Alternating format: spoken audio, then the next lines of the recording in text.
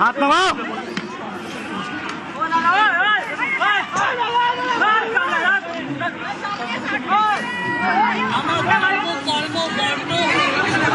আন্দোলন সবকিছু ভবানীপুরকে ঘিরে।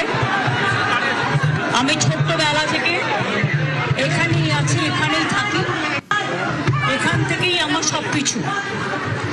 এবং তাই ভবানীপুরের মানুষদের আমার ধন্যবাদ, আমার নমস্কার, আমার সালাম, আমার জয় জিনেন্দ্র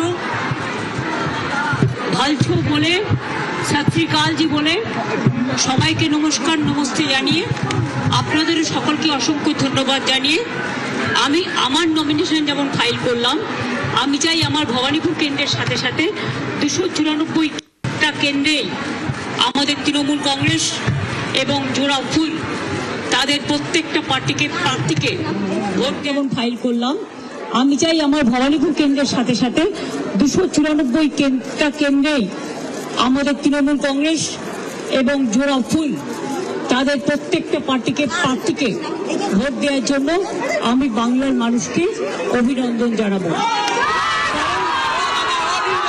কারণ সরকার আমরাই গড়ব। আমাকে আজকেও প্রোগ্রামে যেতে হবে, এখান থেকে বেরিয়ে আমি বাড়ি হয়ে আরামবাগ গোঘাটের ওখানে প্রোগ্রাম আছে, বড়গড় তন্ডুয়ার ওখানে প্রোগ্রাম আছে, দুটো একসাথে। মানে বর্ষা সবকিছুই থাকবে, সকলে তার মধ্যেই ভালো থাকবেন, সুস্থ থাকবেন, সুন্দর থাকবেন। সকলের জন্য অনেক অনেক শুভনন্দন, শুভ কামনা। আমি মনে দুঃখ নিয়ে করছি, কারণ এত নাম বাদ দিয়েছে মানুষের।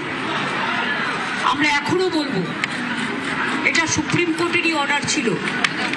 32 লক্ষ নাম উঠেছে 1,20,00,000-এর মধ্যে, সেটাও আমার কোর্টে কেস করার জন্য। বাদ বাকি 58 লাখ খোলাই হয়নি। তার মধ্যে কিছু বাদ হতে পারে যারা ডুপ্লিকেট ভোটার বা মৃত ভোটার।